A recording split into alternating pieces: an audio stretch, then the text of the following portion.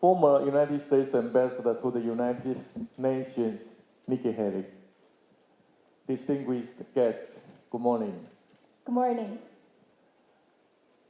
The凯达格兰Forum, now in its 8th year, is a platform for dialogue on security in the Indo-Pacific.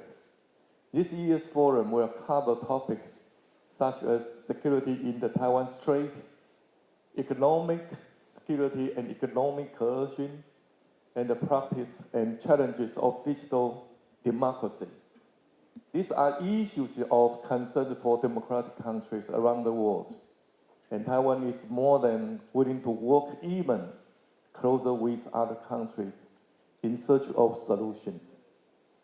I want to extend a warm welcome to you all, and sincerely thank you for making the trip to Taiwan. Joining us today are political leaders, parliamentarians, and experts from 11 countries. We also have the special honor of welcoming former Prime Ministers Noda and Hager and Ambassador Haley, who will be as keynote speakers. Your presence demonstrates concrete support for democratic Taiwan. It's also a symbol of solidarity for the Indo-Pacific region. In recent years, authoritarianism has grown and is becoming more aggressive. It's now a challenge at the global level. We have seen Russia invade Ukraine, and North Korea threaten the peace and stability of Northeast Asia. Now conflicts have also broken out in the Middle East. We have also seen China's military expansionism in the East and South China Seas, not only through military exercise in the Taiwan Straits, but also in joint sea and air treaties with Russia in the South China Sea, Western Pacific, and Sea of Japan. Such actions are intended to intimidate China's neighbors and undermine regional peace and stability. China has even weaponized trade, using various pressures and threats. It's politically manipulating not just Taiwan, but also Japan, Korea, Australia, Lithuania, Canada, and other countries. I'm sure that these unilateral tactics of economic coercion are very familiar to our guests from Australia and Lithuania. We have also seen China use hybrid warfare tactics, such as cyber attacks, cognitive warfare, disinformation, and political interference in attempts to infiltrate and influence elections in Taiwan and other countries.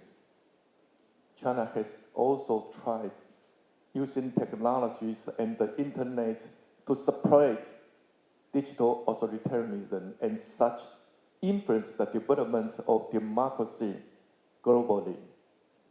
We are all fully aware that China's growing authoritarianism will not stop with Taiwan, nor is Taiwan the only target of China's economic pressures.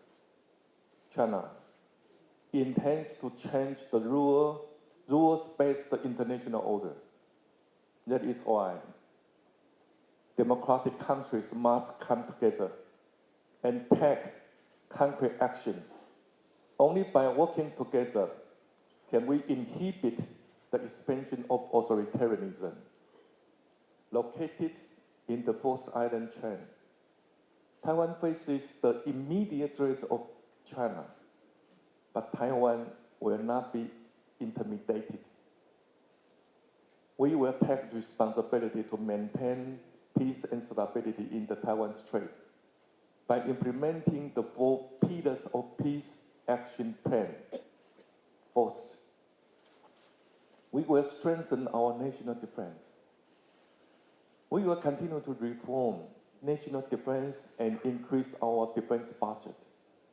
As we make ourselves more self-sufficient in national defense and facilitate military procurement, we will outfit our forces with the equipment and weaponry they need.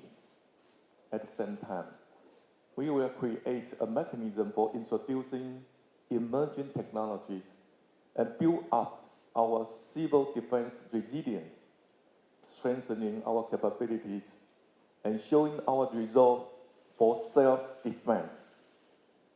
Second, we will build economic security. China continues to suppress Taiwan's presence in the international community, impeding us from signing trade agreements with other countries and participating in the regional economy.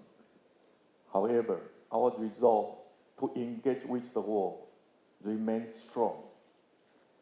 Over the past several years, we have continued to expand the global presence of our economy and diversify risks. We have also greatly reduced dependence on China. From 2010 to last year, Taiwanese investments in China fell from 83.8% to 11.4% of total outbound investment, making an all-time low. In the first half of 2010, our exports to China accounted for 43.1% of total exports, but in the first half of this year, the figure was only 31.2%, the lowest for the same period in the last 22 years. We also hope to diversify trade through new trade agreements to further increase the resilience of our economy in the face of economic coercion. At present, the first agreement under the Taiwan-US Initiative of 21st Century Trade has already been signed, and the second round negotiation is ongoing. We have also signed a foreign investment promotion and protection arrangements with Canada to expand our presence in the North American market. As for the other sides of the Atlantic, we have signed an enhanced trade partnership agreement with the United Kingdom, marking Taiwan's very first-based framework for further economic and trade relations with the European country. We have also achieved significant results with our new southbound policy. In the first half of this year, Taiwan's exports to the 18 new southbound countries reached $50.2 billion, the highest amount ever for this time frame. Moving forward, Taiwan will continue seeking admission to the Comprehensive and Progressive Agreement for Trans-Pacific Partnership, CPTPP. Alongside other countries in the region, we hope to create even more economic success and enhance our economic resilience. Third, we will strengthen our partnerships with democratic countries. Taiwan will continue to expand collaboration with our democratic partners in all areas through values-based diplomacy.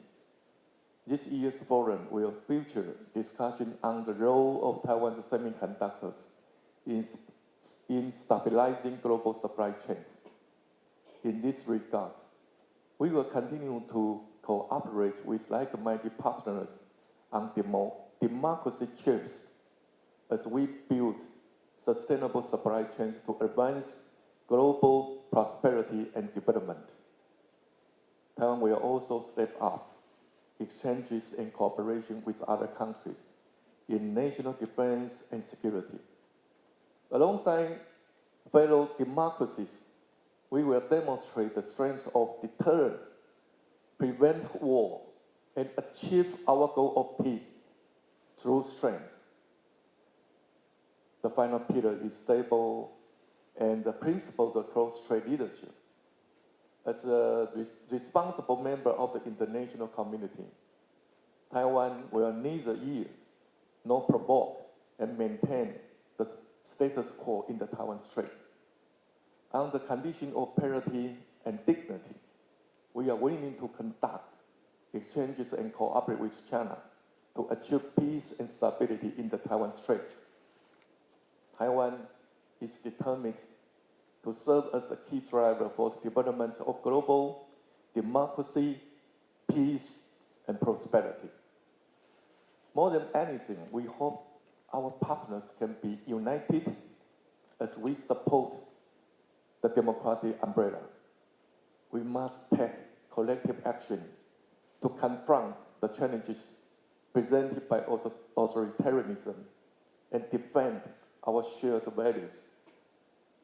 To close, I would like to express my appreciation once again for your consideration and support for Taiwan. Let's continue to press ahead side by side. Thank you very much. Thank you very much, President Lai, for addressing the opening ceremony. Thank you. Due to scheduling considerations, Mr. President has to depart from the forum. Ladies and gentlemen, please join me once again for a round of applause expressing our gratitude to His Excellency President赖清德for joining us this morning. Thank you, Mr. President, for gracing our forum with your presence this morning. Thank you. Thank you very much. Thank you. Many thanks to Mr. President Lai Ching-te and all our distinguished guests here today for gracing our opening ceremony of the Katagalan Forum 2024 Indo-Pacific Security Dialogue with your presence. Ladies and gentlemen, the forum will begin shortly. Our first keynote speech will be delivered in Japanese. Simultaneous interpretation devices are available at the reception area. You may borrow